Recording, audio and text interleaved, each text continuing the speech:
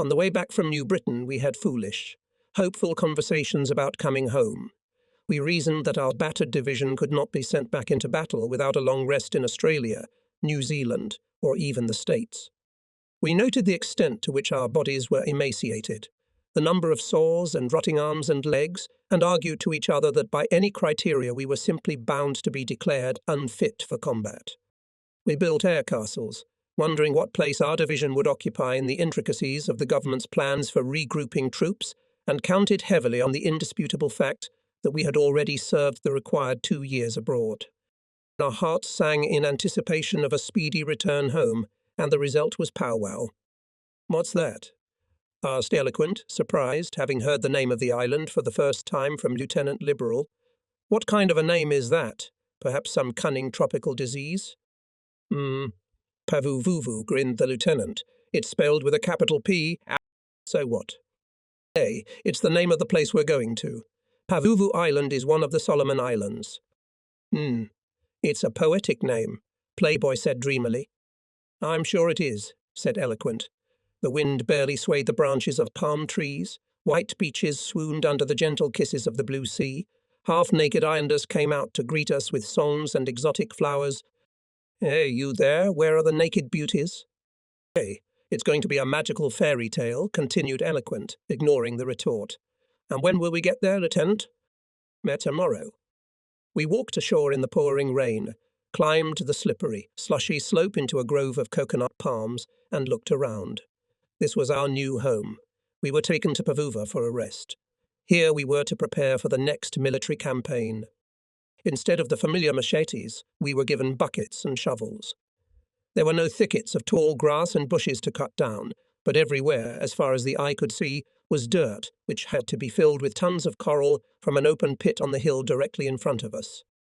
We shared power with horde of rats, which also had to be dealt with in the traditional American way. Pretty soon our supply of poison was running low, and the piles of small carcasses in various stages of decomposition became more of a nuisance than the swarms of live rodents that made periodic raids on our tents.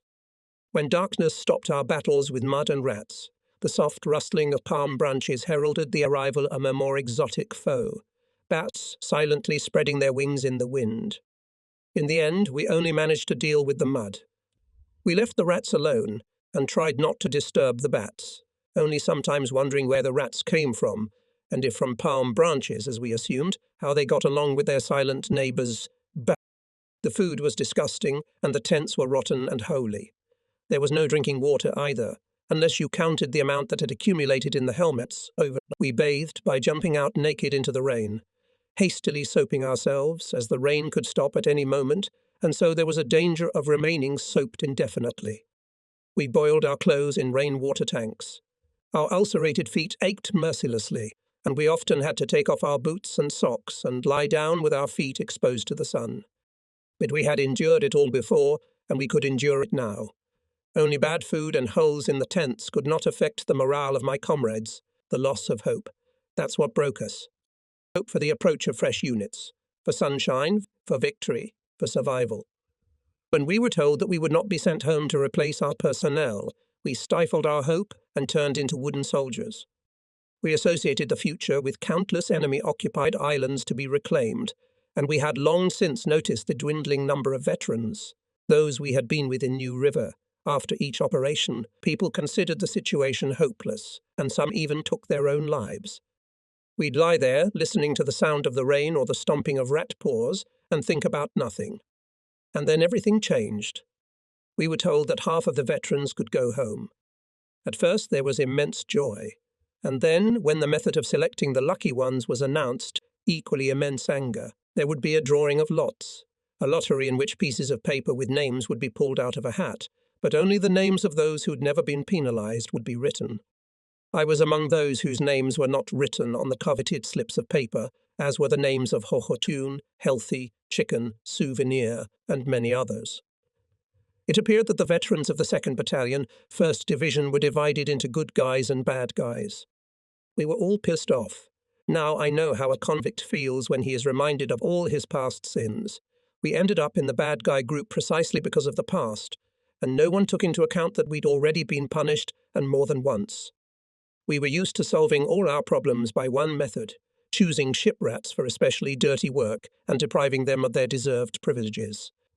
And the fact that we performed well in combat did not change anything. Even worse must have been the members of the third group, who had occupations so rare that one could not do without them, regardless of whether they were good or bad soldiers. I suspect that any verdict against the artist would have been overturned simply because his work could not be done by anyone else. Without the artist, there is no map to pass. Likewise, I have no doubt that someone in our command was committed to the theory that frequent occupants of the brig should take the fall for everything. Now, looking back, it is easy for me to forgive my commanders for such an attitude. But back then, the situation was quite different. We felt unjustly sentenced to execution. The blatant injustice shocked me so much that I could hardly control myself, struggling to cope with the indignation. When, after the departure of the lucky ones, a period of stricter discipline ensued, I decided to get away from Pavuvu to a place where I could rest and regain my peace of mind. Is there any better place for that than a hospital? The episode with Lieutenant Big Kino showed that escaping to the hospital can solve a lot of problems. Why not try this method again? Because of the rain, which has been raining incessantly even though the rainy season seems to be over, my bedwetting has worsened. Perhaps the condition was aggravated by excitement. The guys living in the same tent with me had long insisted that I see a doctor, so I did. The doctor, who already knew me, gave me a referral to the hospital at Bannock. I was to leave early in the morning. Back from the infirmary, I walked with a sense of grim satisfaction. As I entered the tent, I saw Rutherford sitting on my bunk. Suddenly the palm trees and the tropical night disappeared, and I was back in front of the station square bank. Home. How often we stood there, Rutherford, me and the other guys, discussing the soccer team's game. He joined the Marines at the same time as me and ended up in the 5th Regiment. After New River, we didn't see each other again. He smiled happily and I asked, "Why didn't they send you home?" "I didn't turn out to be a very good fellow, I suppose." "Me neither," I said, and was silent for a moment when I saw him pull a large Japanese pistol out from under his jacket. "What the hell do you need that for?" He quickly looked away and shoved it under the blanket. "Save it for me, please. I stole it from the company commander today, and he's got the whole place on edge. He promises to have it searched. And it's mine by rights. That insolent captain took it from me, taking advantage of his position. I took it from a Japanese major at Talazia. He shot himself with that gun." Come on, I agreed. "Tomorrow I'm going to the hospital on Banika and I'll take it with me." "That's great." His eyes sparkled with joy. "Let them search the whole fucking island. They won't find anything." Rutherford was certainly relieved. In the morning I secured Rutherford's gun under my arm with white tape, put on my jacket, took my bag of personal effects, and went to the division hospital. From there, a landing craft transported me to Banika. Banika was a luxurious place. Banika was a big city. Banika was Broadway.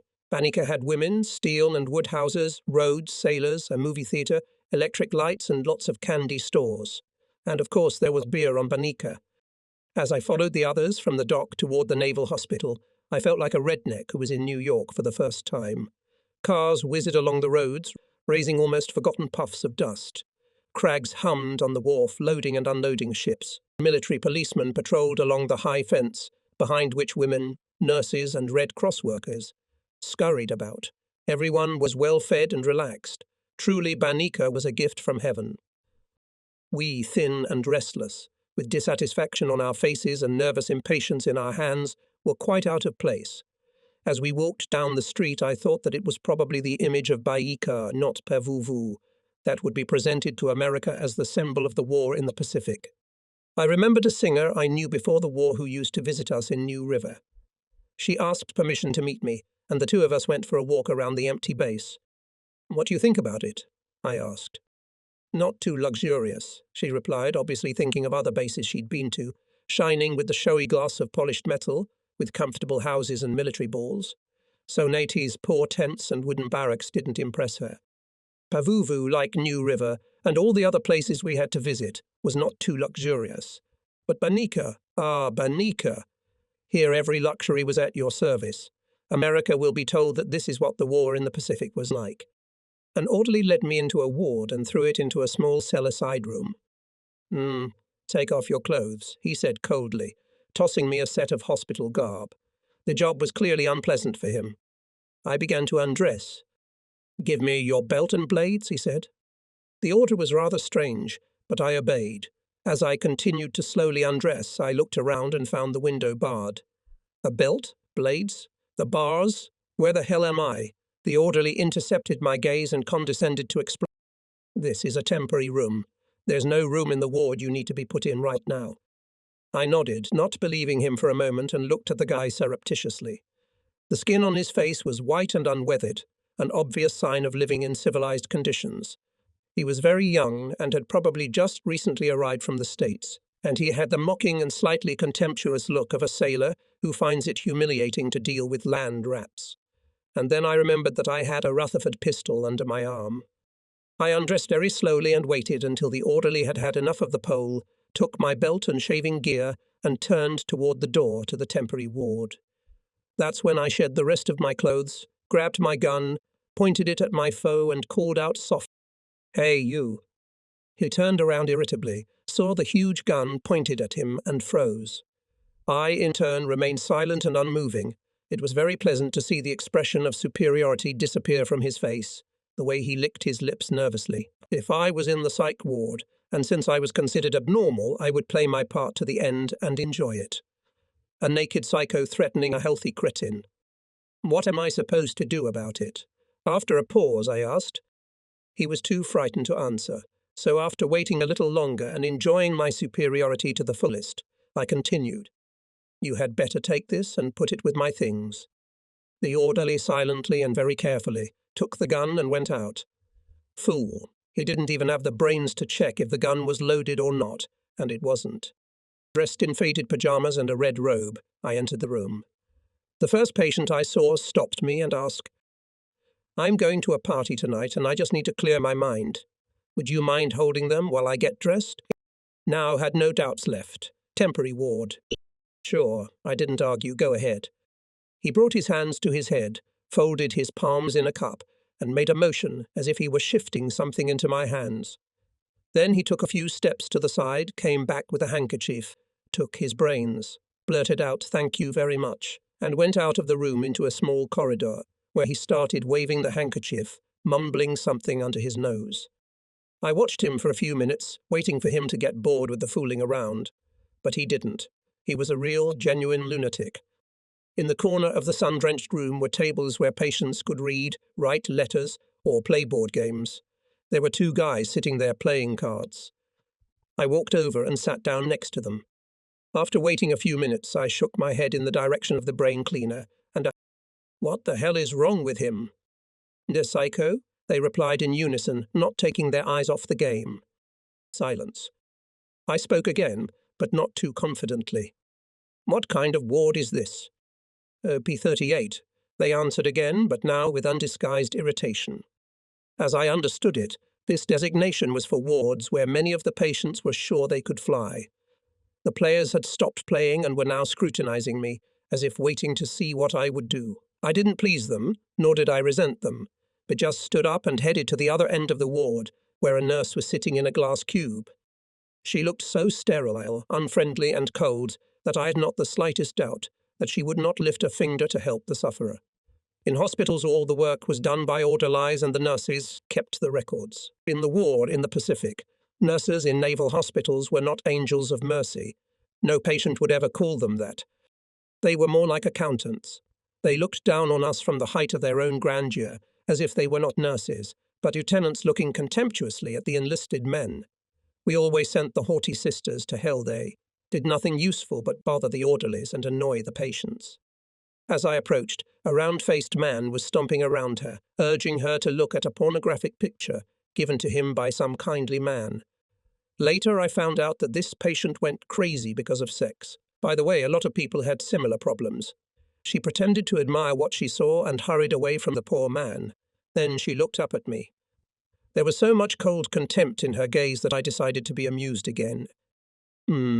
Sister, I said, staring at her intently, give me back my blades? Why? She asked. I have a grudge against someone. She looked at me in mute amazement, but I was focused and serious. She wrote something down, as if she were writing a mortal sin in the Book of Judgments, and I retreated, satisfied. Damn them all to hell. If they think I'm crazy, I'll be crazy, at least until I see a psychiatrist. I saw him the next day. He watched mockingly as I entered the office and sat across from him. What about the blades? What? It was a joke, sir. I know, he said reproachfully, but don't joke like that again, please. You've upset your sister. Yes, sir. It's hard enough not to vent your frustration when they put you in room P38, instead of some place where there's at least a slightly better chance of curing weak kidneys. But I remained silent while Dr. Gentleness examined me, running a test with a mallet, somehow hitting a metal mallet just below a patient's kneecap while sitting cross-legged demonstrates the speed of reflexes. The doctor concentrated on the examination, and I was able to watch him without interference. Broad-shouldered, strong. He was all broad, massive shoulders, arms, head, and you could feel the strength in his every movement. On the other hand, the softness of his manners and speech seemed almost feminine, and the impression of femininity was enhanced by the smooth movements and kindly expression of his face. But his gentleness was hardly to be counted on. Evidently, Dr. Gentleness had worked it out on purpose so that the patient would relax and spout more than he wanted to. He began to ask questions, from which it was obvious that the doctor was a Freudian. Most of his questions and tests were about sex. He tried to find any anomaly. Then he questioned me at length about my childhood. 15 minutes later, the interview was over, and as I continued to stare at the doctor with the intense scrutiny of a defendant awaiting a judge's verdict, he said, "Don't worry, you'll be here for about a month at least. We'll probably have to see each other periodically. So relax and try to take things with humor. As far as I can tell, you're fine. Maybe a little too hot-headed, but..." "What do you mean?" I was deliberately surprised. He smiled, and I would have felt like a complete idiot if I hadn't seen the humor of the situation. I reminded myself of a man who, in a frenzy, runs back and forth and shouts. Who's worried? Who's worried? I had denied my temper all my life, and now I was relieved to admit it. He questioned me at length about the war. My story made him sigh and shake his head reproachfully several times.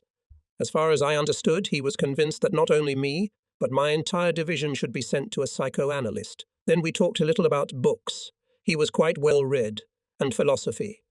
Suddenly he stopped halfway through and asked, "What did you say you were there?" "A scout," I said proudly, "and a machine gunner. But this is no place for a man of your caliber." I was frankly shocked. Wasn't our government guilty of spoiling high IQ recruits, as if they were too smart to fight for their country? Didn't Dr. Gentle notice that I was proud of my position as a scout, and before that as a machine gunner? Keep it up, America. Explain to the younger generation that the filth and danger of war is only for the dumb and feeble-minded. Let them know that only fools are capable of self-sacrifice, that America should be defended by primitive men and enjoyed by high intellectuals. Keep exalting the head above the heart, and pretty soon the head will consider any fight a sin, and will give all the treasure to the first bandit who has the guts to demand it. But Dr. Gentle did not seem to hear the flow of pride in my words. So I stammered and made a rather awkward joke, hoping to change the subject. By the way, he suddenly remembered, I have your gun. How would you feel about selling it to me? I'd like to send it home as a souvenir." "I'm sorry, sir, I can't. It doesn't belong to me." "Too bad," he sighed and stood up. "But if you change your mind, let me know. My family in Australia will be thrilled." He looked at me thoughtfully. "There's not much we can do about your bedwetting. At night, an attendant will wake you up at regular intervals. You are not restricted from moving around the hospital like other patients. You can go to the movies and to the common dining room, and please no more blade jokes." That night the orderly woke me up every hour. The next night the same, then another. On the fourth night I was not disturbed, and the bedwetting hastened to prove that it had gone nowhere. They started waking me up again, then stopped without warning. The effect was the same. I understood perfectly well what the doctors were trying to accomplish. They just wanted to determine if I was really sick. There was too great a flow of fakers. Everyone was subjected to such treatment, so I didn't protest, and soon I stopped paying attention to minor inconveniences. Be that as it may, but life in Ward P38 was incomparably more pleasant than on Pavuvu. There were quite a few interesting, if not strange things going on here. Perhaps the strangest was Captain Midnight. He would get up from his bunk, stretch his arms out to the sides like wings, arch his back and start running around the ward on tiptoe, raising and lowering his wings and tilting his body like an airplane, while humming monotonously. "Oh, Captain Midnight to the airfield," he shouted. "Captain Midnight to the airfield." The patients immediately joined in the game. "Hey, Captain, be careful, you've got a 0 on your tail." "Attention, Captain. Anti-aircraft guns." "Good work, Captain. You sent 0 to the dust." Private Child was behind the bars that separated us from the violent patients. I was very surprised to see him there. He looked at me timidly and asked for something sweet. I gave him some candy and could not help but notice his hands. After all, this was the same child who had strangled the Japanese man. He had short, broad hands of artistic power. I wondered, I thought, how this past deed had anything to do with his mad. Was it a punishment, a remorse, or was there no connection here? I asked the orderly about Dieter. He's gone to the limit," said the orderly. The guy had been to Pavuvu and knew what he was talking about. Remember the road that goes around the island? There's always a little airplane parked there. Anyway, this guy went out on the road one day and climbed into the airplane. He was caught when he started the engine. When asked where he was going, he said, "Home, I gotta go home.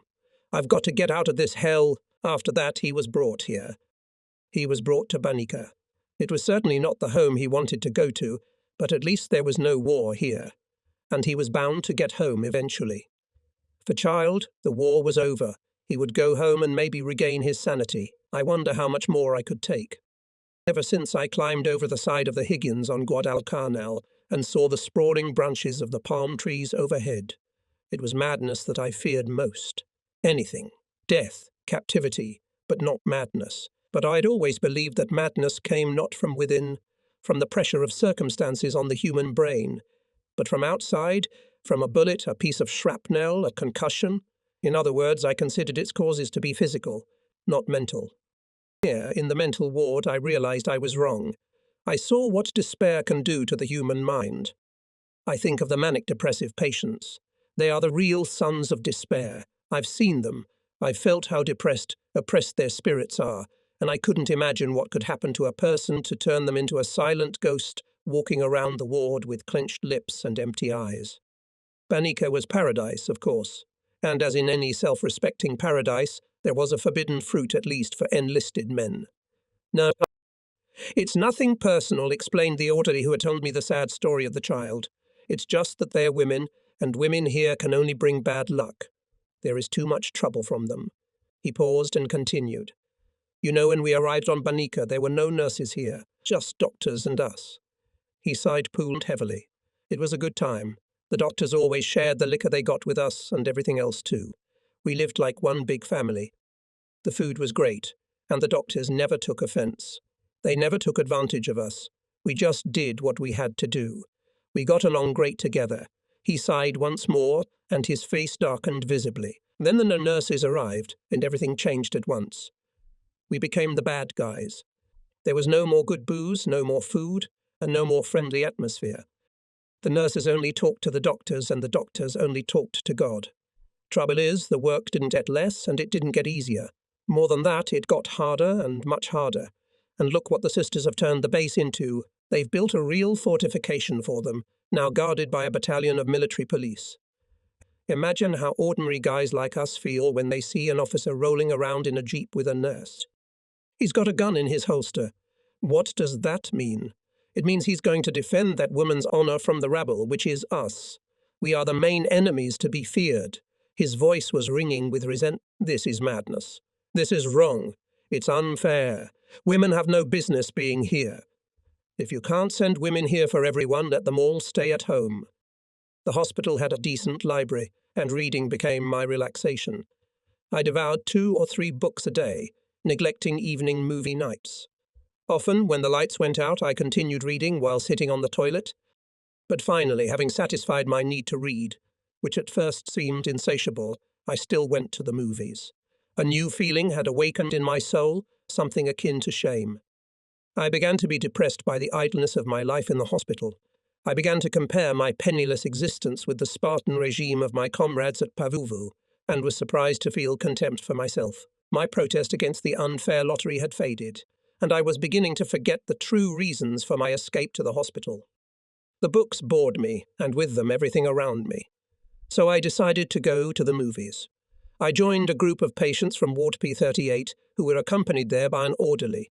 Our appearance aroused excitement and curious glances. How could it be that they had brought the lunatics? We took seats in the amphitheatre, hastily constructed from the logs of coconut palms.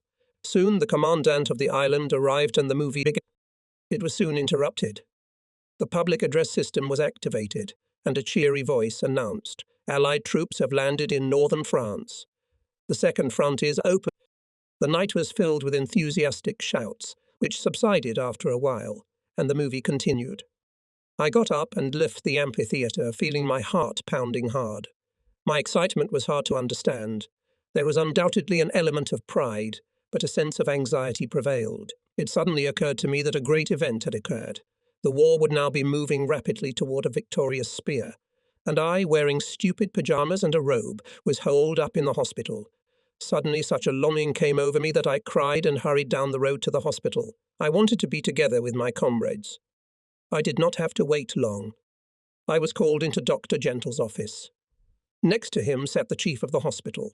I noticed Rutherford's gun on the table and realized that I wouldn't be staying at Bannock for long.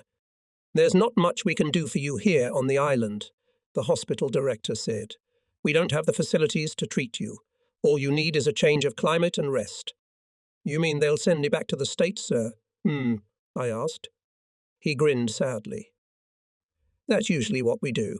Unfortunately, it's not that simple with you Marines. So we're going to put you back in your company and suggest that your commanding officer assign a sentry to wake you up at night." I laughed. So did he. And Dr. Gentle was not far behind us. There was no bitterness or reproach in that laugh, because they knew as well as I did that it was impossible. One could only pity the sentry who would be foolhardy enough to grip his way through the tents at night, taking care of his comrade's full bladder. It's going to be bad for the poor guy. "Don't forget your gun," said Dr. Gentle. "Sure you don't want to sell it?" "Sorry, sir, no. I told you that thing doesn't belong to me, and thank you for everything." He nodded, and I left the office. I left P38 with a light heart and took the first boat I could find to Pavuvu. Pavuvu was lively. I felt it the moment I stepped ashore. The first thing I saw was people swimming in the bay. There were at least 100 of them, laughing carefree, jumping and frolicking in the clear water like merry dolphins. Their strong bodies glistened in the sun, and their bronze tan seemed even darker against the foyer of white underwear. This was evident in the immaculate cleanliness of the tents that stood in rows between the palm trees, in the neatness of the streets laid out between them, bounded by coconuts stuck in the ground, in the busyness of the traffic on the island's only road. There were real toilets, showers and volleyball courts. There was an outdoor movie theatre and even laundry facilities. But most importantly, the spirit of the Marines, their unwavering confidence, was real. This change was as sudden and inexplicable as a change in the wind. The grim men scolded, then began to joke, and before the first burst of laughter could subside, the change had taken place. People began to watch their clothes, shave more often, some even found brooms and swept their tents. When someone got a crate and made a camp chest out of it, everyone immediately wanted one. The fashion became universal. All the infantrymen scattered around the island in search of unwanted crates or at least good boards. When the division headquarters sent balls, immediately in all units, platoons, squads, companies, began to organize basketball and volleyball teams, which competed with each other, indulging in this activity with all the passion. In short, the fighting spirit of the Marines was reborn again, and it was flying proudly like a banner in the wind of pride and glory. So returning to the island, I found a very different environment from that which had existed before my hasty escape.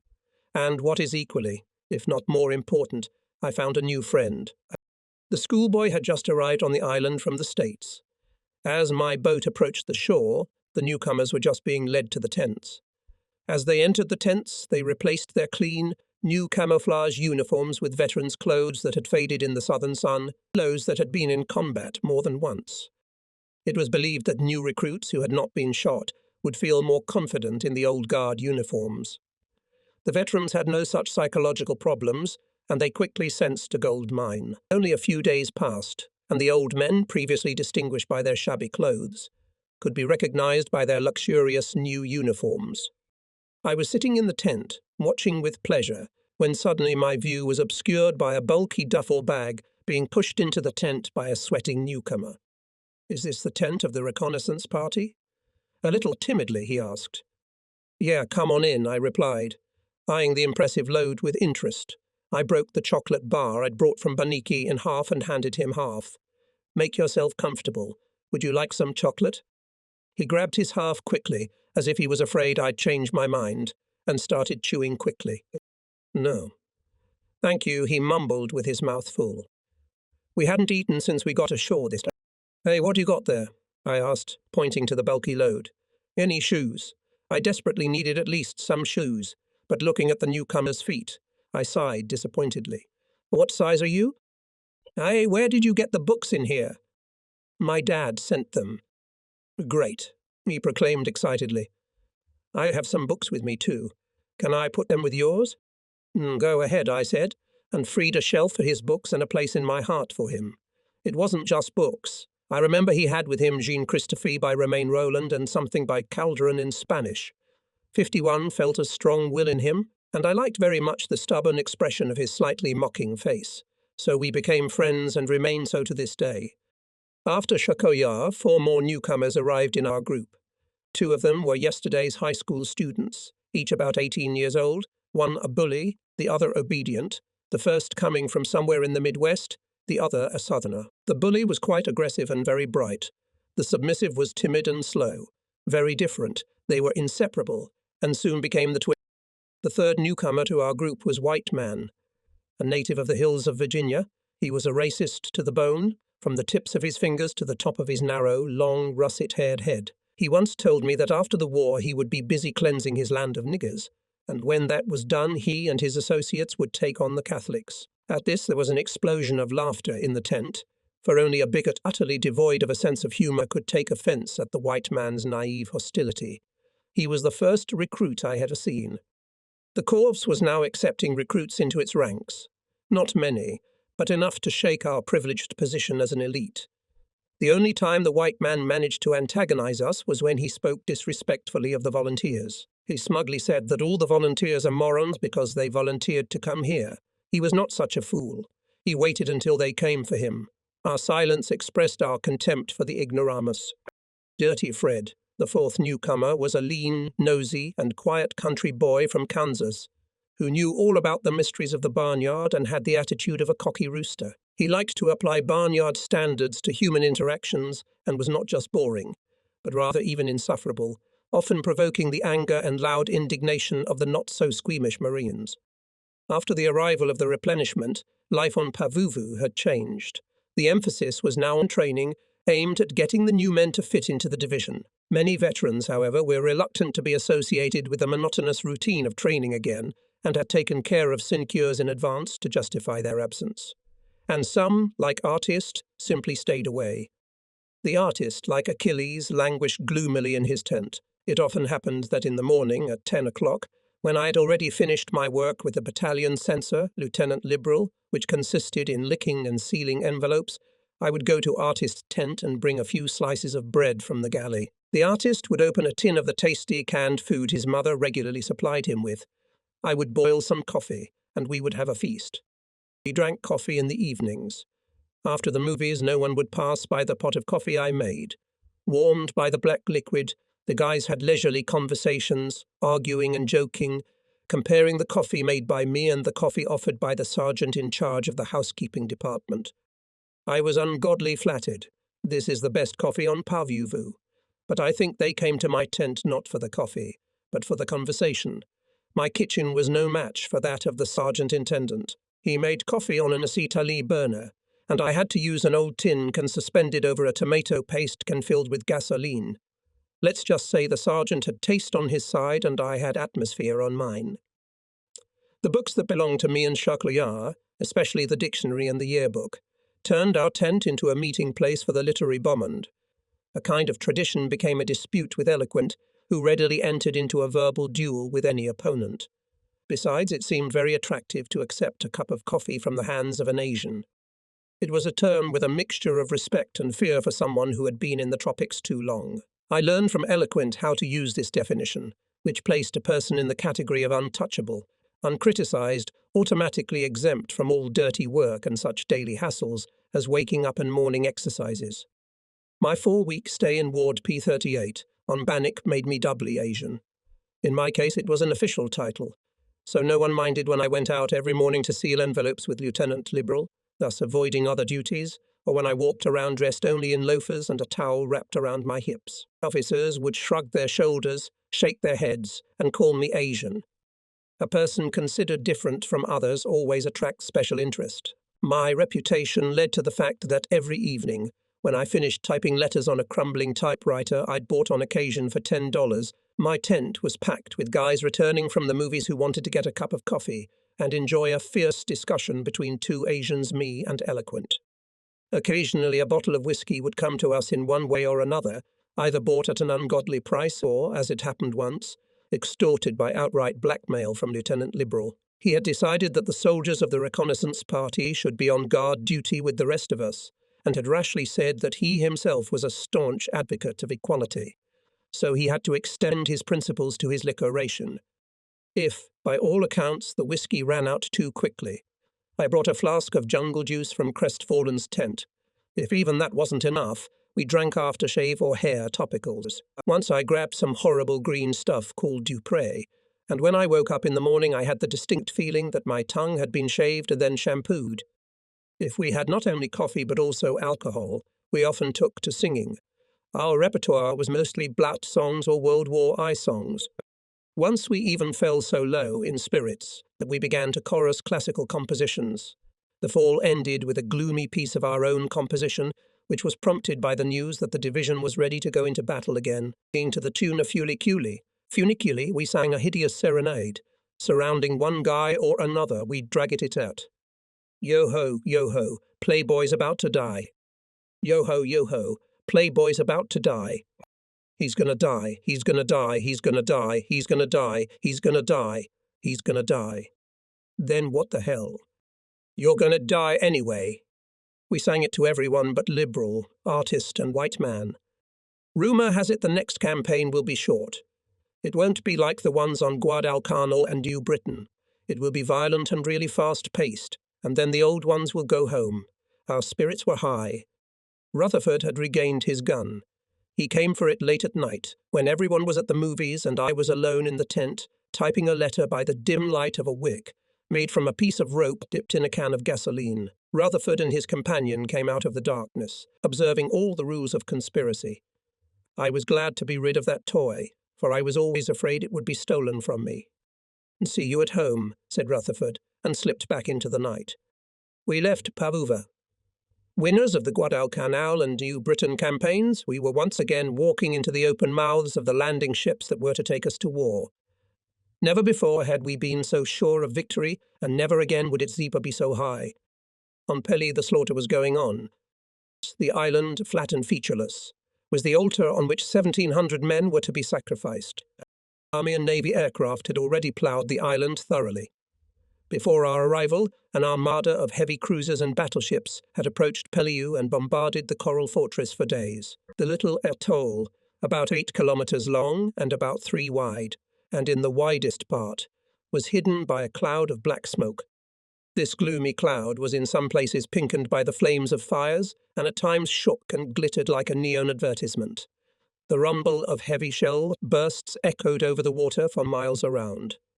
Our landing craft spit out our floating tracked transporters a half-mile from shore. We rolled out of its belly like the ugly offspring of the Martian monster, and immediately found ourselves in the midst of a nightmarish cacophony of sounds, rumbling, whistling, roaring, hissing, crackling. All in all, it seemed as if we were witnessing the total destruction of a small island. Giant warships bobbed gently on the water behind us, and ahead of us was the enemy. The airplanes overhead were ours alone. It was a moment of supreme confidence, of banishing the fear of death. I looked back at the scene of conquest. Heavy shells were whistling toward the shore above our heads. Those of us who had been on Guadalcanal remembered how hard it had been for us during the shelling from the sea, and in our hearts we sympathized with the enemy. Now that the war had taken a different direction, we could afford some generosity. The graceful destroyers and missile ships moved gracefully like thoroughbred horses. When the missile ships fired their deadly salvos, there was a monstrous rumble, and the sky above them turned dark. Now the great madness was gradually waning. The curtain of fire was rising, overwhelmed with rapturous excitement. I looked back to see our landing craft once more. The deck was crowded with sailors, some waving at us, others shaking their fists in Peliu's direction, like spectators watching a gladiatorial spectacle. And suddenly, somehow, there was silence at once. The engines of the transporters roared, and we moved toward the cloud of smoke. I raised my head a little above the planking, as I was on the machine gunner's seat. In the next transporter, Big Guy was in the same position. He noticed me looking at him, nodded toward the island and grinned. I realized what he meant and made the gesture that was supposed to mean everything was going right. "Damn it," I shouted into the wind and noise. The Big Guy grinned once more, in complete agreement with me. Just at that moment there was a strange thump against the steel side of our watercraft, followed by a crushing sound. The air was filled with the crackle of tearing steel, and here and there fountains and geysers of water appeared. The enemy welcomed us. We were met with mortar and artillery fire. 10,000 Japanese, 10,000 brave, determined and skillful fighters were waiting for us on the island of Peliu. Yes, skillful. A terrible rain was falling, and while we reached the shore, it did a lot of work on us. At the first explosion, Big Boy and I quickly ducked under the planking, and I didn't venture out again until we were about 30 meters from the shore. Our transporter was in the first wave of the advance, and yet the shore was already covered with broken and burning transporters, bodies of wounded and dead. The white sand was riddled with deep craters that looked green from the outside. Camouflage-clad Marines were hiding in them. We stopped. Along with Lieutenant Longbox of Company F, to whom I was assigned along with Dirty Fred and the obedient twin, I jumped over the side of our watercraft and quickly dug a hole for myself. Behind me a shell exploded. The blast wave threw a nearby man to one side, and his feet in high, laced boots designed for jungle walking to the other. It was a fellow with whom we had been on the New Britain together, and who, when the Japanese came up behind me, fired over my head. I think he was alive, but the war was over for him. Lieutenant Longbox tried to say something, but I couldn't hear anything and signaled him to write whatever he wanted. He shrugged and waved it off. Nothing important then. At that time, another Marine appeared up ahead. His face was contorted with fear. He was clutching with one hand the other, where the tip of his index finger had been shot off, the stump as bright as a Roman candle. This was the corporal who had earned Hotutun's dislike on Guadalcanal the night of the Battle of Tiparu. Then our machine gun, placed by him, flopped in the mud. I think his face, in addition to fear, showed delight and relief. We could not move, but it was not only the mortars that were to blame.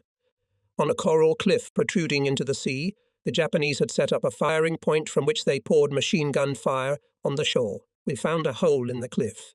Obviously, it was the entrance to their cave, and pelted it with grenades and dynamite, burning everything inside with flamethrowers. And yet the fierce fire did not cease. Looking around, I saw that along the shore stretched thickets of bushes, behind which was located the desired-for-us airfield and the main fortifications of the enemy, which we later called the Ridge of Devil's Nose. In the shrubbery I noticed a yellow butterfly flitting among the green branches. Something else was moving in the distance, which turned out to be a tank. Our tank? There was a temporary lull, and I heard excited shouts as the tank burst into position against the coral fortress that held us in place. One after another it fired shells into the hole. Its machine gunner shot a whole sliver, but by some miracle the enemy firing point remained unharmed and continued to fire. And then a strange action began. A Japanese soldier suddenly appeared in the hole. His figure blocked the passage for a moment, and then immediately disappeared from view. He was followed by another, and another, and another. Every appearance of the enemy drew a frantic fire from every kind of weapon we had. It was as if we were firing at rabbits. They appeared instantly and stealthily, like rodents, and just as quickly disappeared, as if the fortress were a large cage. By the way, it was almost so, because the Japanese spent a lot of time on Peliu and managed to equip a whole network of caves inside the coral. So when the Japanese jumped out, they simply moved to another position, perhaps even crawling under us in the process. Only one of the island defenders jumping out of the cave died. He was fat and clumsy, and his shirt and pants were stuffed with rice, like the poor guy who went to feed the crocodiles on Guadalcanal. He moved slowly, and bullets hitting him dislodged fountains of blood and rice. It was hot. The white sand burned his body through his clothes. It was the enveloping, relaxing warmth of the steam room. Sweat dripped down our faces and into our mouths, increasing our thirst. The water in our flasks became hot. After drinking it all, I filled my flask again with dirty rainwater that had accumulated in one of the sinkholes. There was no fresh water on Peleliu. The Japanese had collected rainwater in open cisterns, but ours had brought it to the island in drums that always carried gasoline, and some idiot in the supply department hadn't cleaned them of fuel residue beforehand. It was impossible to drink the water, which had the taste and smell of gasoline. The merciless sun was beating down when we, encouraged by the cessation of fire from the coral fortress, crawled out of our hiding places and headed through the bushes to the airfield. Before the runway began near the bush itself, we found a large crater from a heavy shell and took up positions in it. Here I met the artiste. "Liberal is dead," he reported. "The mine got him and the soldier." "And the soldier? What about him?" "Hey, he lost his legs, but not his spirit. The war is over for him." "Yeah. Too bad about Liberal. He wasn't a bad guy. Shrapnel hit him in the stomach. I saw him leaning against a tree, smiling. I asked if he needed anything, but he said he was fine. He died that way, sitting by the tree." The artist shook his head and walked away. "Wow, how unlucky for Liberal. I pity the fellow. His fine education, his unfailing sense of humour, and the kind smile on his pleasant, intelligent face. All of that had disappeared, leaked out through some crack in the vessel of life, while the man sat leaning back against the tree, smiling and making plans for the future, which were quite realistic, thanks to the Allied victories and his own temporary disablement due to injury. And now he's gone. May he rest in peace. We were left in a crater. The offensive was halted. There were rumours of our heavy losses. The island's defenders were determined and tenacious. The Marines began exploring loopholes in the coral in the airfield area. At noon I decided to eat, but I couldn't swallow a single spoonful of beans from my rations. I never ate anything on Peleliu. Air tanks appeared suddenly. They raced, crushing everything in their paths, across the airfield. The sight was frightening. They came out of nowhere, and on our side they were opposed only by Marines armed with rifles and machine guns. Steady fire began. I cautiously peered out of the funnel. Through the lace of bushes I saw a moving enemy tank, snipers in camouflage. I looked around for a moment, but managed to spot an infantryman from Company F, a veteran who had clearly lost his head from fear. He was rushing to the rear, not recognizing the road, and clasping his hands, shout. The officer who jumped out to meet him stopped the panic-stricken man and turned him 180 degrees and kicked him roughly, sending him back to his post. And we in the funnel prepared for defense, feeling like caravanners before the Indian attack. Enemy tanks passed by small wheels spun in the tracks. Machine guns crackled, bazookas thumped. Our airplanes roared in the sky, dropping bombs on any tanks. And a torpedo bomber flew over our heads. He went so low that, in my opinion, by pure chance did not hit the coral with his belly. On our right our tanks were advancing. They were moving forward, but every time they spit out another shell, they seemed to freeze in immobility, and then it was over. The Japanese tanks were destroyed. I climbed out of the funnel and went to the airfield. 20 meters away, a tank was burning. Inside it remained dead Japanese. Enemy snipers were hanging in their cradles like dolls put in a Christmas stocking. I took another step and almost stepped on someone's arm. Already opening my mouth to apologize, I saw that the hand didn't belong to anyone. It wasn't part of a body. It was lying on its own, palm up, clean, strong. I froze, unable to take my eyes off her. The hands are the master of the soul. They are the second part of the human trinity: head, hands, and heart. There is nothing more expressive, more beautiful in man than hands. It was unbearable to see this hand lying alone in the dust, as if scornfully cast away and no longer a part of the human body. It was the epitome of the senselessness of war, the primitive savagery of our own machinery of destruction. Humans were pitted against each other, killing each other, tearing each other's insides apart with their claws, driven by the manic rage of hypertrophied pride. The sight was extremely upsetting to me, and I paid my last respects to the hand torn from the human body with a respectful inclination of my head. Then I decided to move on, but I should have looked around beforehand. And on the opposite side of the airfield I saw other tanks, around which lay corpses. Souvenir was trotting among them, armed as always with a flashlight and pliers. His wavy moustache poked up in anticipation of rich booty. This was Souvenir's last plundering foray into the mouths of dead enemies. An hour later he was killed during an assault on enemy positions. Lieutenant Commando was killed in the same sortie. May they rest in peace? Our casualties were very high. By the end of the day in the 1st Regiment, they amounted to about 500 men, that is, about 20%. And that's just on the first day. We were advancing again. Our objective was the Chatova Nosa Ridge. It was a height clearly visible from the airfield. Being on it, the enemy had every advantage, moving on the flat surface of the coral reef, on which there was not a single hollow or other natural shelter. We were as visible to the Japanese who were huddled on the height as clay ducks in a shooting gallery. But there was no other way, and we had to overcome it. Machine guns rained bullets on the airfield. Mortar shells rained down with the calm regularity of a machine gun.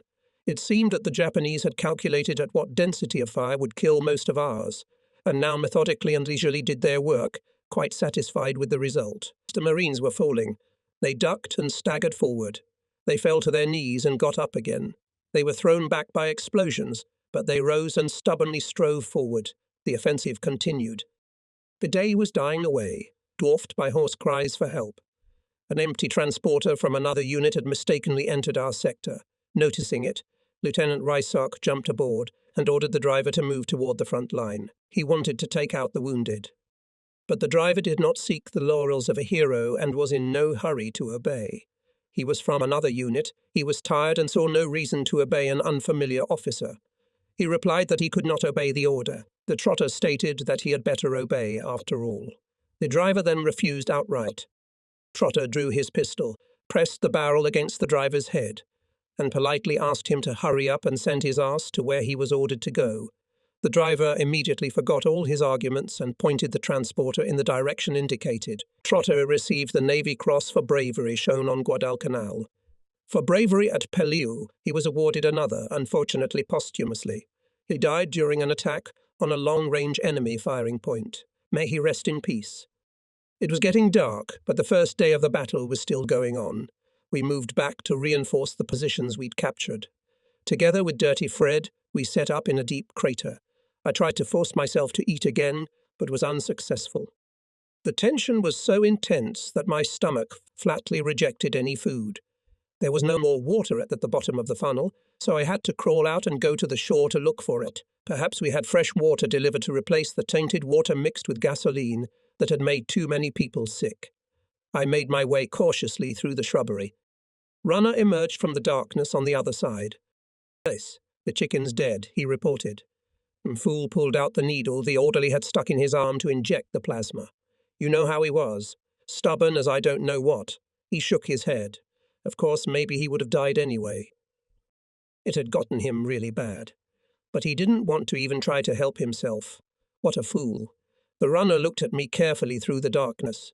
It seemed to me that he had distinguished himself in some way that day, and now he was fighting the urge to tell me. "Well, you know, it was a really big mess today," he began excitedly. Ask Hohotun, he won't lie. On Guadalcanal, compared to today, we were just drinking liquid tea. The fighting was tough, and we were told it would be easy here. You should have seen what happened when the tanks came at us. We stopped them with only machine guns and hand grenades. There was a note of triumph in Runner's voice. "And how are the others?" "They're fine. Chuckles and Biggie are fine. The gentleman was wounded, but not badly. Lucky bastard." When he'd finished talking, he looked at me again. "How are your boys?" I told him about Liberal and the others, and his face darkened. "There won't be many of us left after this one. By the way, did you notice that only the veterans are here?" I nodded silently. I asked him if he had found water, but he tipped his flask upside down instead of answering. We walked back, each of us thinking about our own things. "Do you remember," began Runner, "the boys who made it as far back as Guadalcanal? We thought then that they were all pathetic weaklings who gave up so soon. But they're happier than you and me. They didn't have to go through all that shit. Maybe, I didn't argue, but they've never been to Melbourne. That's true too, but you know, Melbourne's the last thing on my mind right now. I've even begun to pray a lot, though I've never considered myself a very religious man. I had never seen Runner so serious. I remembered Father Integrity baptizing him at Pavuvu.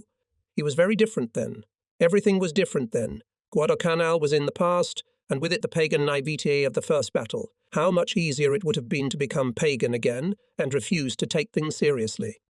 We said our goodbyes at the edge of the funnel. How I had missed my friends. It was quite dark, and judging by the sounds that filled the night, the battle had resumed.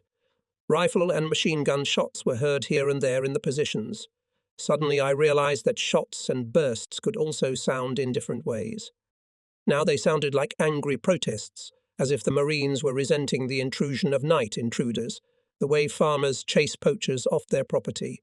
Even the darkness receded as ours began to use flares and bombs. The exact same ones illuminated our second night on Guadalcanal. Only then they were dropped over the jungle roof, green, impenetrable, gloomy. Then rockets flew over our heads, emitting an ominous, hissing sound. One would not envy those on whose head they would fall. Someone in the crater suggested that the Japanese had made a hole in our positions, and the rockets were needed to plug the hole with steel.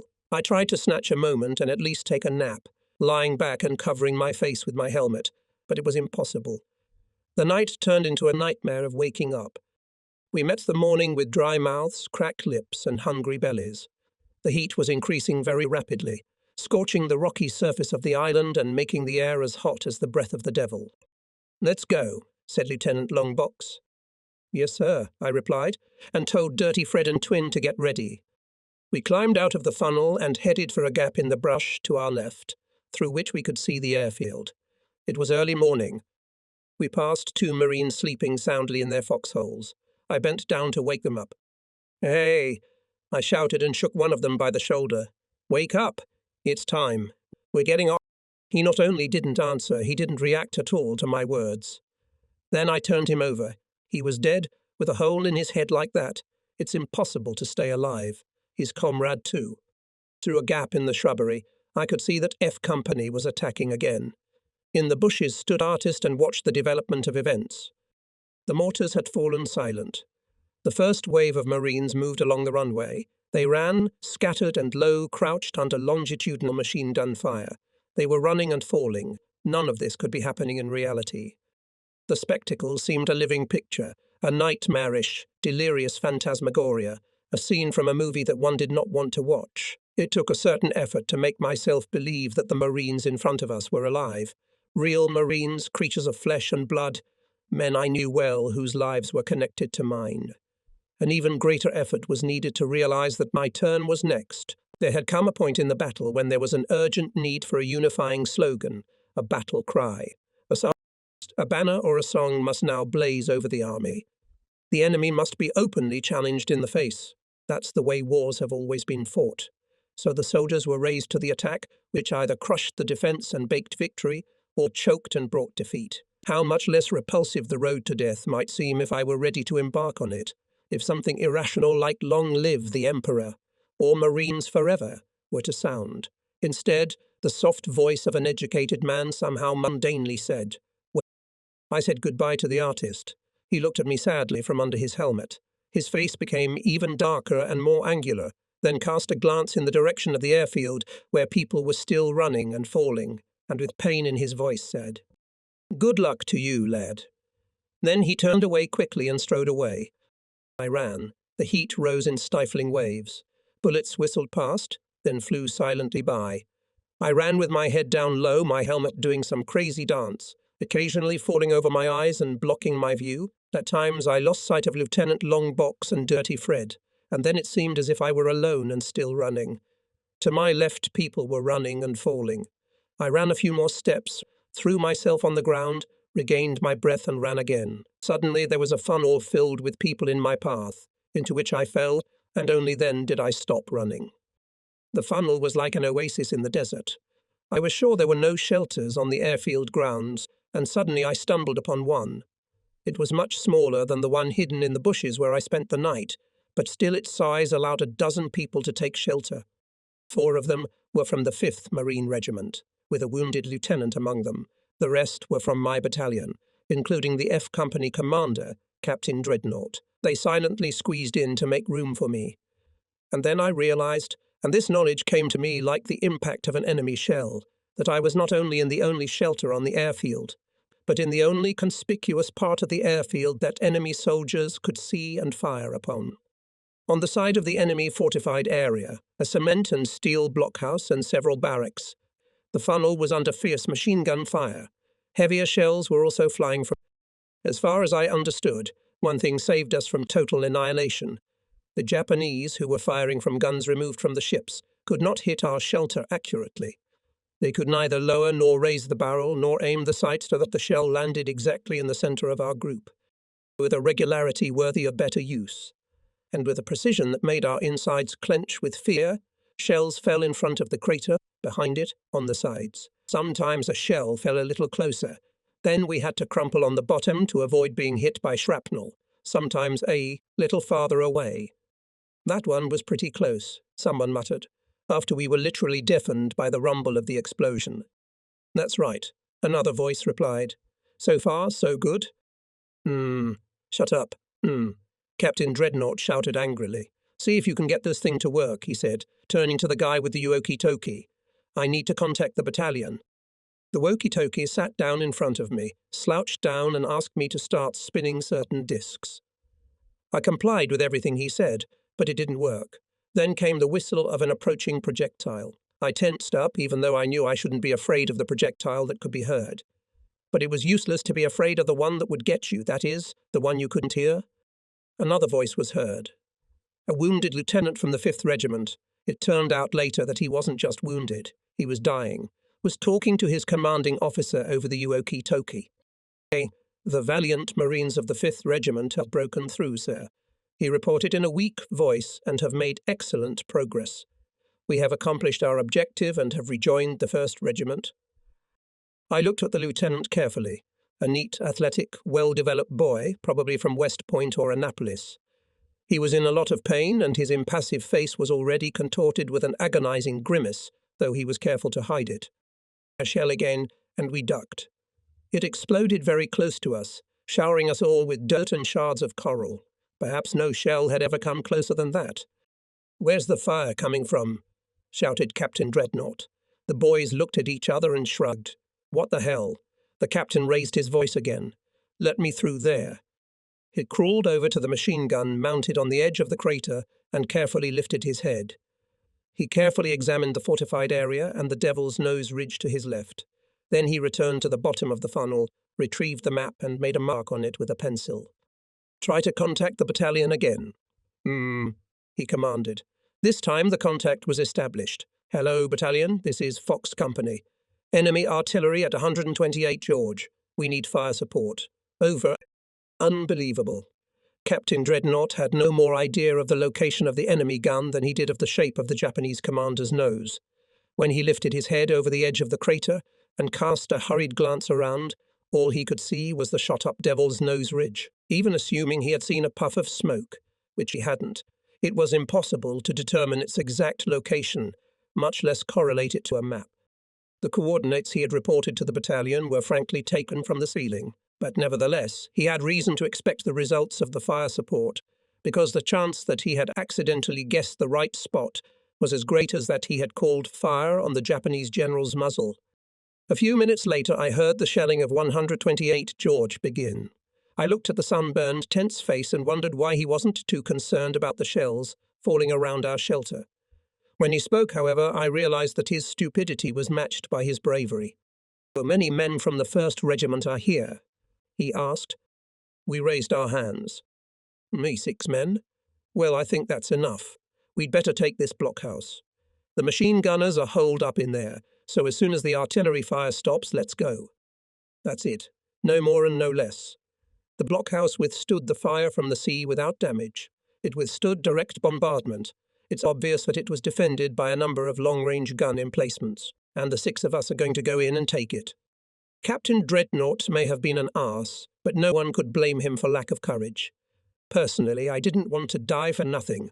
I glanced furtively at the boys of the 5th Regiment. They were looking at us with frank amazement, and I was desperately jealous of them, since they had all maintained diplomatic relations with common sense. Their commander had one foot on the other side of the world, but he could still hear everything. He waved at us and smiled weakly, as if to say, "Of course you won't succeed. But there's no harm in trying." Well, of course, there was certainly no harm to a dying man. It was quiet for a few minutes. The enemy fire ceased, as if to reinforce Captain Dreadnought's belief in his own power. We crawled out of the funnel and lined up behind the tank, moving toward the blockhouse. But now the tank was under fire, and shells began to fall around us again. The air was buzzing with invisible deadly shrapnel. It was unwise to stay close to this clanking behemoth. But at that very moment, the tank commander apparently decided that it was unwise to remain such an attractive target, and drove his mechanical behemoth toward the right flank. Cells drove us into the funnel again, and Woki-Toki had another insurmountable difficulty with his equipment. Now he could receive, but he couldn't transmit. Battalion kept asking for coordinates. "You should go back to the CP and report," said the Capital Dreadnought, turning to me. "Just come back quickly." I climbed out of the funnel and dashed toward the bush. When I reached the CP, the artillery fire intensified. The furious shelling continued for about a minute, then stopped. I found Peace Major sitting hugging his satchel. A look of disgust froze on his round face. A meter away from him sat the guy who worked with the Woki-Toki and Eloquent, who had inherited my position as battalion clerk. I gave our coordinates and sat down to take a little break and smoke. "How's it going, Lucky?" Major asked. "Not good, sir. I had nothing more to add, for my view of the battle was still a mad mix of people, movement and explosions, which somehow involved the blazing airfield as well. I smoked in silence for a few minutes, enjoying the lacy shade of the shrubbery, then stood up and said, "I'd better get back." "Good luck to you." The major nodded and turned away. I moved back, keeping to the right flank, because the artillery was talking again. On the way I noticed a Japanese rifle bayoneted into the ground. It was odd. I moved closer to examine the find. Perhaps it was a trap. I got pretty close, but I didn't have time to satisfy my curiosity, because I heard a distinctive sound and a bullet whizzed past. "Another one?" This time the bullet kicked up a column of dust under my feet. "Get out of here, you idiot," I told myself. "It's clearly a sniper's trap. He's aiming for the rifle. He's got a lot of nerve, though, the bastard. He almost got into our CP." I approached the ammunition depot on the edge of the airfield. 2 medics were carrying a wounded man on a stretcher. A bullet had hit the guy in the shoulder, and blood was gushing from the laceration. He was in high spirits, laughing and looking defiantly at the orderlies, as if to say, "I've already gotten mine. But how are you going to get out of this shit?" I grabbed my assault rifle, adjusted my clipboard, and carefully walked around the pile of shell casings to return to the crater. It was my last belligerent step. For the last time I turned my face to the enemy. A shell exploded 100 meters in front of me. I ducked to the right. Another explosion right in front of me. I ducked further to the right. Another explosion, and another, but much closer. 4 more, and 1 more right next to me. I stopped. A terrible fact was obvious.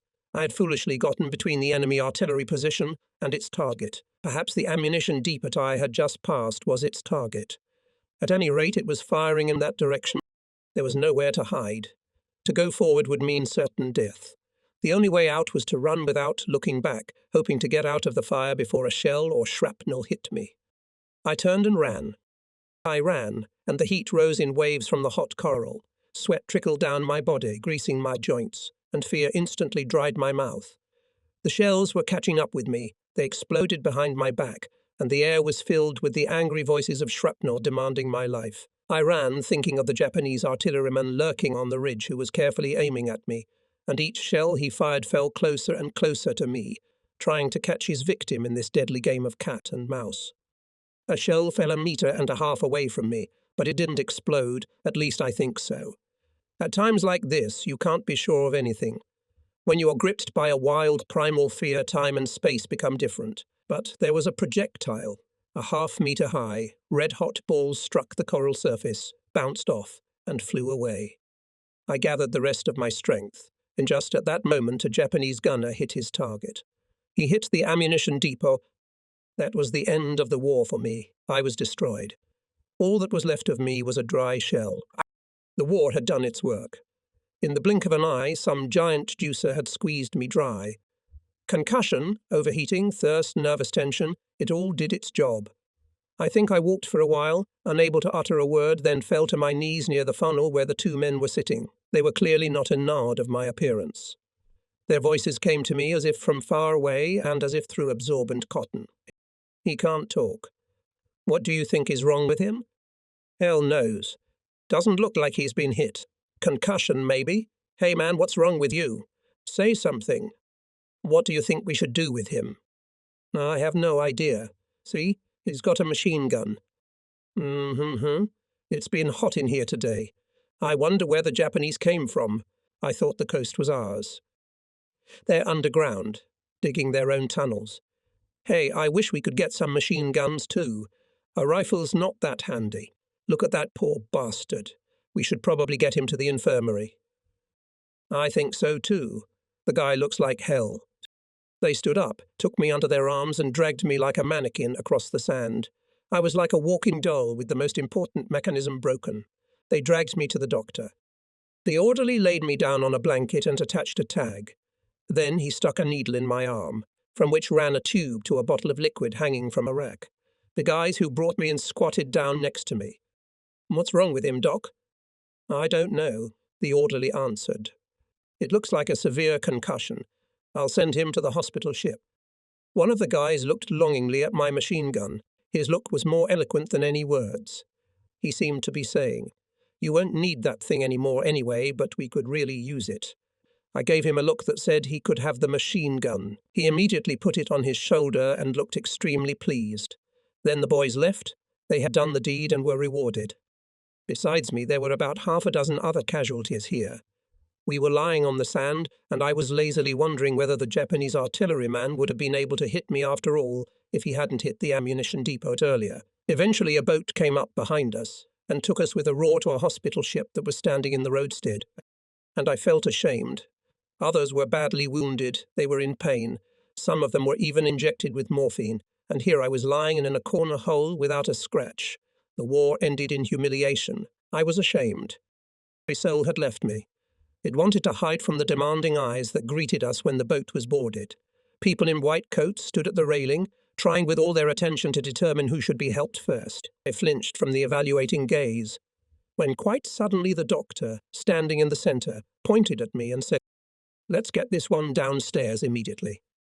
I was picked up, stripped naked and carried down the gangway, carried into some room, laid on a table and a needle stuck in my arm again. Fluid flowed into my dried-up body, and with it the warmth of returning self-respect. The shame vanished the moment the pointing finger picked me out. I was indeed wounded, and I needed immediate help. Unknowingly, the doctor had given me my soul back. So the war was over for me. I was moved from the operating room to my bed, and 3 days later I regained my speech and my ability to walk. Every day for a week I climbed up the gangway to the deck and took long looks at Peleliu, which was about a mile from the ship. The fighting was going on there. We could hear the rumble of explosions. The ridge of Devil's Nose towered like a mountain over the pockmarked lunar surface. Every day news came, but it was bleak. Yes, we were winning, but at what cost? Rutherford had been killed. I learned this from his comrade, a scrawny short man who came to see me with him for his gun. This fellow was wounded too, in the arm. He told me that the shell had hit Rutherford right in the arm and torn him to pieces. "I'll see you at home." But now I had to go home alone. May he rest in peace. And the white man was killed. He was killed on the first night in a monstrous shelling attack. He may have been a fanatic, but he died looking the enemy in the face. May he rest in peace. And Artista too. He was killed by a cowardly hand. Returning alone from a night patrol, he jumped over the barbed wire fencing the CP and was shot by the major's orderly, a pathetic coward who didn't even have the courage to ask for the password before firing. And now the artist, a brave man, is dead. May he rest in peace. The three of our group to whom we had not sung a grim serenade of death at Polwu, Liberal, white man, and artist, were now dead. It was a real massacre. The casualties in the other battalions were also very heavy. Captain Dreadnought was killed by a sniper's bullet, and his company was a pitiful remnant. There were other guys who took part in the battles that I didn't mention in this book. I didn't have to. But they were also my friends, whose faces I have not forgotten and whose bravery and self-sacrifice made a great spiritual contribution to our nation. They died fighting on that coral atoll lost in the ocean, which the enemy would not let go of his grasp. May they rest in peace. The ships were moving away from the island. The battle was won. The Japanese on Peleliu were destroyed. There were 10,000 of them. My regiment, the 1st Marine Regiment, licked its wounds on the shore. There were only 28 men left of my battalion, 1,500 men, who could hold a gun, when the order came to launch the final assault on the Devil's Nose Ridge, riddled with countless cells of caves and fortifications. In other words, a very high price had been paid for the tiny sliver of coral called Peleliu Island. When the order came, 28 men rose from their trenches like shadows from tombs and went to the attack. They couldn't run, and they dragged their weapons behind them. But they were Marines, and they obeyed orders and attacked. They were taken from the front lines in a semi-conscious state. The ships were moving away from the island. The severely wounded were to be transferred from our hospital ship to a perfectly equipped floating hospital that would go directly to the States. Among those who were destined for just such a fate was a soldier I found on the 3rd or 4th level below decks. He was lying on his bunk, suffering greatly from terrible wounds. It was stuffy. I drew water into my helmet to moisten his face, and then brought a doctor to the unfortunate man. He gave him an injection which relieved the pain, and ordered him to be bandaged. I was very sad to part with the soldier, but was cheered up when I saw that Runner was present among the lightly wounded who had been transferred to our ship. Begun still had a Japanese bullet in his hand, of which he was extremely proud. When he saw me, the first thing he did was to remove his bandage and show me the wrapper. "That'll get me a lot of free booze back home in Buffalo," he chuckled. His good mood was reassuring, seeming to guarantee that the rest of ours were okay too. But of course I asked a question. "Do you know what's up with Crestfallen Biggie? How are they doing?" "They're okay, I think, although Hothotun got hit pretty bad. Biggie got hit too, but lightly. He survived to the 6th day. Me and Hohotun got hit on the 4th. Netta. Not exactly, but almost. I'll tell you." His face became sad at once, and a light of compassion flickered in his dark eyes. "Remember that guy from Texas who came in as a substitute? Such a nice, well-mannered kid. You probably don't know it, but it turns out he'd already lost 2 brothers in the war. And he was very afraid of death. That is, not afraid to die, but he thought his mother would not survive the death of her last son. So on the 4th day we started to be shelled with heavy mortars, and this poor man was hit by the first shell. The runner looked at me wistfully. Honestly lucky, I will never forget this nightmare. The orderly immediately injected him with morphine, but it didn't help. 'I'm dying,' he kept repeating. 'I'm dying.' Hothotun tried to calm him down, saying that he had just been wounded. Now the orderly would send him to the hospital, where he would surely be cured, but he kept saying, 'I'm going away. I feel it.' And he died." The runner sighed heavily and after a long pause continued the story. "Then the mortar shelling resumed, and immediately wounded Hotun ripped a large piece of meat from the upper thigh." The runner laughed unhappily. It was rather amusing. Surely you realize what Hotun thought of first. He was so frightened, as if he had lost the family jewels. "Are they all right?" he asked the orderly. "No. Tell me the truth. Are they all right?" And the orderly only grinned and assured him that his manhood was intact, and he wasn't even in any danger. The wound was quite far away. Then Hohotun calmed down and even smiled. He was obviously very relieved, as if he had only cut his finger. I swear, if, God forbid, the thing he feared had happened, he would have demanded that the orderly shoot him. The ship's engines vibrated and there was a soft humming sound. We were moving away from the island. Runner and I, along with everyone else, piled onto the rail for one last look at the damned island. Here also I saw Rutherford's mate with a bandaged arm. We gazed in silence at the receding Peleliu, shot up and covered with soot. A few surviving bushes could be seen on Devil's Nose Ridge, stretching their bare branches to the sky, as if begging for forgiveness. We were on our way to Mepis Island to the naval hospital. There we were to meet Big Guy and poor Smooth-Faced, His beautiful white skin yellowed like parchment around his small face. He had a kidney wound. He was hiccuping all the time, which undoubtedly increased the pain. But when he saw us, he smiled happily. Amish and Stump were also here, and very soon Mapus became a reunion place for the old guard. The same thing, only on a larger scale, awaited us in San Diego when we finally began to prepare to go home. Even Chuckles was there, leaning heavily on his crutch, but that didn't make him any less laughable. We could once again be the cheerful and carefree people we had been at the beginning in New River. The ordeal we were preparing for was behind us, and our home was ahead of us. But for now we still kept our eyes on Peleliu. A little longer, and it would disappear over the horizon. The rocky island rapidly shrank in size until it became a tiny dot, and then it was gone. The ship was picking up speed. "Is this really it, boys?" Runner asked when we reached the open sea.